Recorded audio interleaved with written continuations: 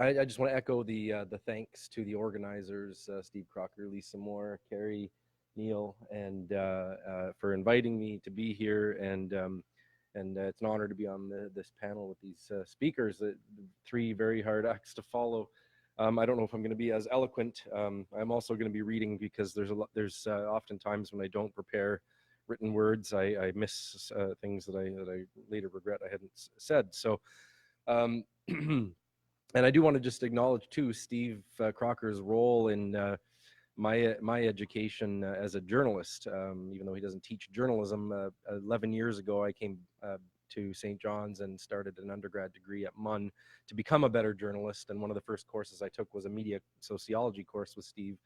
And I think that, yeah, yeah. And now I'm a criminal.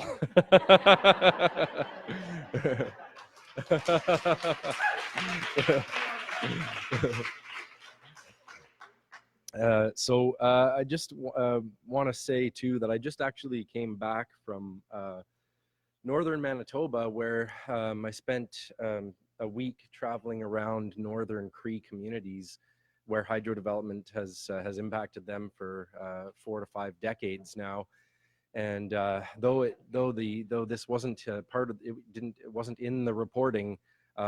Several people I had spoke with knew that I had covered Muskrat Falls, and they wanted to send a warning to the people of Labrador that despite what they're being told by governments and corporations, things will get really bad if the Grand River, Mistashipu, the Churchill River, is dammed over and over and over and over again, like the Nelson and Churchill rivers in northern Manitoba and the Burntwood River have been. The water is green, the fish are dying. There are very few people practicing traditional land-based economies anymore. The big takeaway from it is that in addition to residential school and other forms of colonization and assimilation, hydroelectric development was right up there in terms of its destruction of culture and way of life for the Cree. I'm getting over a bad cough, so I apologize if I have to break the cough. If it turns really bad, don't be awkward about it. I'm okay. I don't need the Heimlich or anything like that. So and I'm sharing photos here, many of them which have never been published or shared publicly before. These are from the archive of photos, hundreds of, maybe a couple thousand photos that I took in the 5 or 6 weeks that I was in Labrador in the fall of 2016 as the resistance movement intensified in the lead up to the potential flooding of the first stage of flooding of the Muskrat Falls Reservoir. So in kind of thinking about what to say about this, I mean, there's a lot to say. And of course, in a matter of months, it's very possible I could be on a stand in a court, whether it's the Supreme Court or the provincial criminal court here, making arguments. So I'm not going to make all of those arguments today, but I am going to say a few things that I think are obvious to those who kind of follow, think about and read about and talk about the relationship between journalism and democracy. And if you go to journalism school today, one of the sort of books that's regarded as a Bible of an introduction to journalism, the purpose of it, the nature of journalism, the changing elements of it, is a book called The Elements of Journalism, written by Tom Rosenstiel and Bill Kovac. And they highlight a century-old dichotomy in that book that still underpins much of the discussion around the relationship between journalism and democracy today. In the 1920s, American journalist Walter Lippmann suggested that the relationship between democracy and journalism was fundamentally flawed because, he said, people mostly know the world indirectly through pictures they make up in their heads, those images conveyed through media. But as the gatekeepers of information, journalists adhere to subjective notions of newsworthiness and other journalistic principles. They decide what stories to tell the public, who to interview, what questions to ask, and so forth. Lippmann recognized this didn't result in quote-unquote truth being transmitted to the public. And even if the public did receive truth through journalism, their own biases, inattentiveness, and ignorance undermines their ability to comprehend the truth, Kovac and Rosenstiel wrote about Lippmann. So countering Lippmann, philosopher John Dewey said, again in the words of Rosenstiel and Kovac, that the goal of democracy was not to manage public affairs efficiently, but rather to help people develop to their fullest potential. Democracy was the end, not the means. Dewey believed that if people were allowed to communicate freely with one another, democracy was the natural outgrowth of the human interaction. Democracy was not a stratagem for making government better.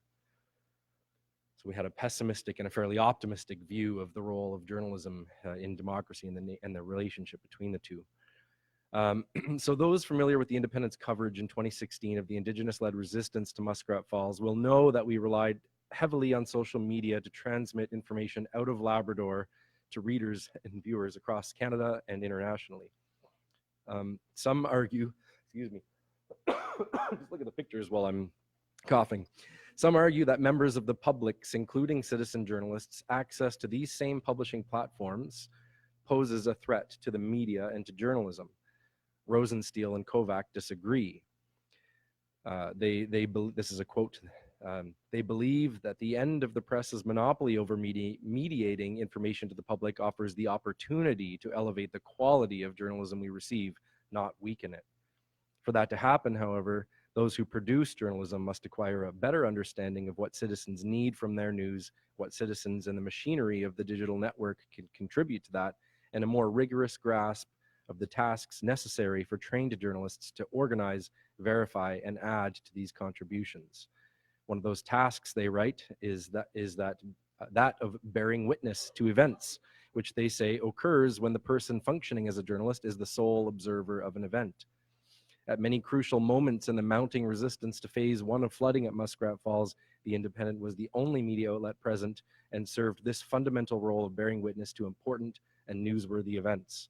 When grassroots people, Inuit and settler Labradorians, walked on the site together to the river to pray, to do ceremony, and in some cases to say goodbye to the Muskrat Falls, the Independent was there when no other media were. When Todd Russell and members of the Nunatuavut Community Council defied the October 16th Supreme Court injunction, traveled upriver by boat, and asserted what they claimed are their Aboriginal rights to their ancestral lands, the Independent was the only media outlet there. When Nunatsiavut President Johannes Lamp, Innu Elder Elizabeth Panashwe, and Billy Gauthier on day 4 or 5 of his hunger strike joined about 150 to 200 grassroots people and marched up the Trans-Labrador Highway and then onto the Muskrat Falls site, the Independent was the only media outlet there. When RCMP violently arrested Emily Wolfrey of Rigolet, who was distressed by the arrest of her father moments before, their family having traveled by boat to Muskrat Falls in a desperate attempt to protect their food, their community, and their way of life, the Independent was the only media outlet there. And when land protectors broke through the gate on the highway and occupied the Muskrat Falls Workers' Accommodations Complex for 4 days, forcing provincial and Indigenous leaders into an emergency meeting to consider the grassroots people's concerns and make specific public policy commitments, the Independent was the only media outlet there. In the course of this reporting, as you know, I've been criminalized. The journalism I did has been deemed illegal, criminal, and punishable. For 2 years, as land protectors have been criminalized for their actions, for 2 years they've been criminalized for their actions and continue to fight to protect their food communities and way of life. And at the same time as that battle, they're fighting that battle, I'm fighting a battle to defend my decisions and actions as a journalist. And ultimately, I've been put into a position where I have no choice but to advocate for press freedom in Canada, which I'm happy to do, where I'm seeing firsthand how the how the threat that threat is how press freedom is being challenged and eroded, is under threat. Freedom of expression, including freedom of the press, as Robin noted, is one of 4 fundamental freedoms guaranteed in Canada's Constitution. It's been identified as one of the most important things required to ensure the integrity of our democratic society. And as Robin and others have noted, the case appears to pit private property rights versus constitutionally protected freedom of the press. Some have argued that journalists are not above the law. No one I'm aware of says that journalists are above the law. But as Osgoode constitutional law professor Jamie Cameron has written, there must be a clear distinction between journalists and others when it comes to news gathering processes. That is, in following a story of public interest, even if it should move on to public property. Excuse me. Jamie Cameron writes, some preferential or distinctive treatment is necessary to enable the press to discharge its democratic responsibilities.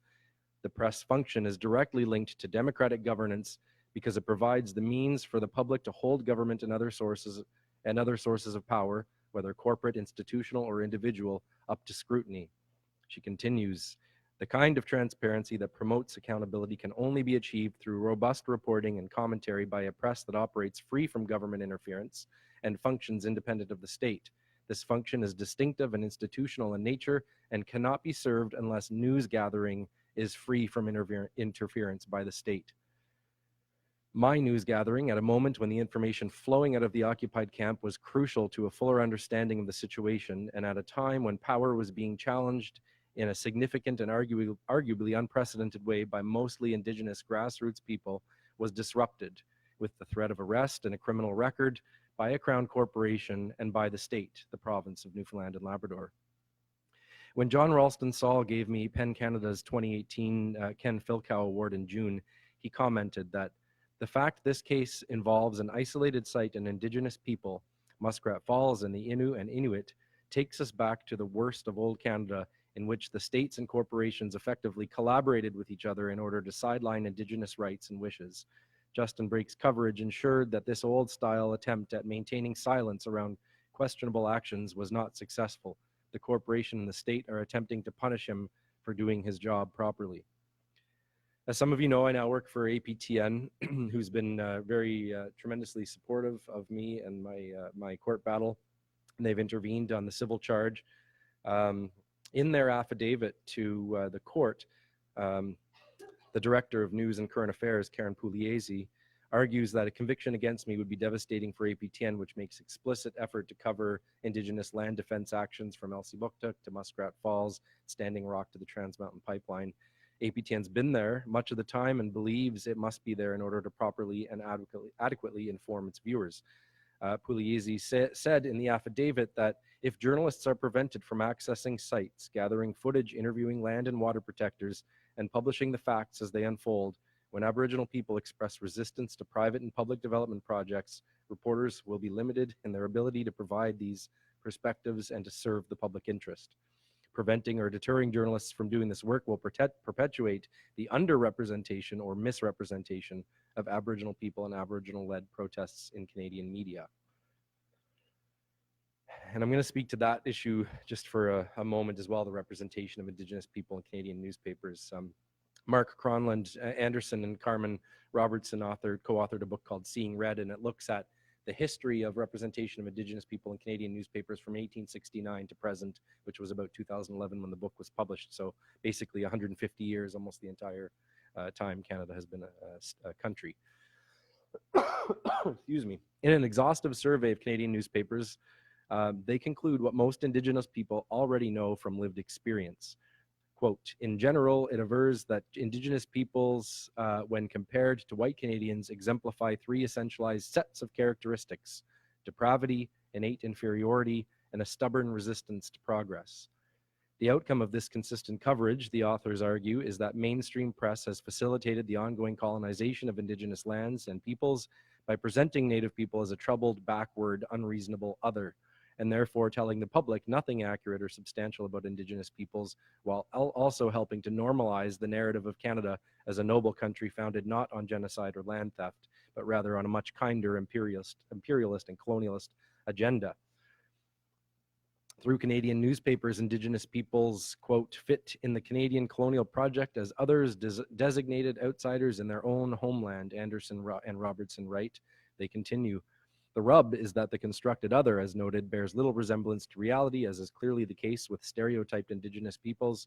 Yet the other has a key role to play for Canada and as a key role to play in the Canadian imaginary that Aboriginals serve to remind the mainstream media about the value of its own self-perceptions while using Indigenous peoples' behavior portrayed through colonial lenses as a means to gauge itself in positive ways.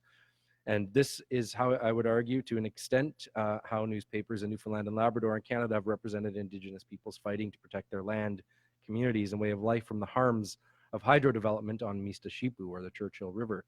rather than call them land protectors, as members of the movement called themselves, and which was a more accurate reflection of their actions and motives, the press continued to depict Indigenous peoples literally protecting their lands as protesters, a term which carries many connotations, among them the idea of oppositional or reactive by nature and as angry or unreasonable.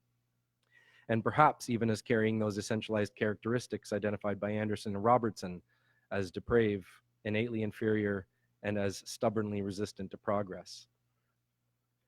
But it was the live coverage from inside the occupied Muskrat Falls camp where I think the Independent's reporting had perhaps the greatest impact. All of the media's coverage in the days, weeks, and months and years leading up to the occupation set the stage, it could be argued, for the media and its colonial ways to put the nail in the coffin for those Indigenous peoples who had been so misrepresented or underrepresented to the point where, once the political, legal, and other institutions failed to protect them from imminent harm, they felt they had no choice but to break Canadian laws in order to save themselves. Despite knowing the majority of media that situation that unfolded and the decisions that they made were despite knowing that the majority of Canadian media and the public were not necessarily supportive of their cause. On October 22nd, 2016, moments after the lock was cut on the gate, Nalcor Energy tweeted that there was a significant safety risk to protesters and workers as protesters have entered the Muskrat Falls work site, and that they are urging everyone at the Muskrat Falls site to exercise extreme caution. Please be safe. We are extremely concerned for your safety, they said. The Independent's live coverage of the occupation began minutes later, showing 50 to 60 land protectors, most of them Innu and Inuit, peacefully entering the workers' complex and shaking hands with and hugging workers, engaging in a Hewlett ceremony, singing the ode to Labrador with smiles on their faces, reacting to messages from the government and Nalcor, deliberating in their decisions and strategizing over the prospect of a violent police retaliation, which in the past has resulted in injury and even death, especially when the press is not present, as noted by the Royal Commission on Aboriginal Peoples and countless other bodies and scholars to bear witness to the situation, and so forth. Most workers we tried to interview feared reprisal from Nalcor if they shared their own thoughts on the record, but a few did share their thoughts with us, another crucial component of the Independent's coverage of the occupation. The message of potential violence and danger perpetuated by an at times uncritical press outside the occupied site, who could not confirm the claims by way of eyewitness account, was countered by journalism produced by the Independent. Our coverage dispelled or debunked the perception that workers' safety was compromised, placating concerns expressed by Nalcor, the government, journalists, and the families of those inside the camp. And all of this at a critical moment in the history of the Inuit and settler Labradorians, and in the history of Newfoundland and Labrador as a province. This was not criminal. It was indisputably journalism in the public interest, and it was crucial information that whether you believe democracy exists in such things as the practice of good journalism, or whether it's the outcome of an informed public being moved closer to truth, irrefutably shaped public opinion and arguably influenced public policy. It was also the product of journalists exercising their constitutionally protected right to report on a matter of public interest and to serve the public's right to know. To uphold the freedom of the press is inherently and necessarily to strengthen democracy. In the words of Jamie Cameron, to protect freedom is to pose a test of courage, the courage of democracy, its communities, and individuals. Thank you.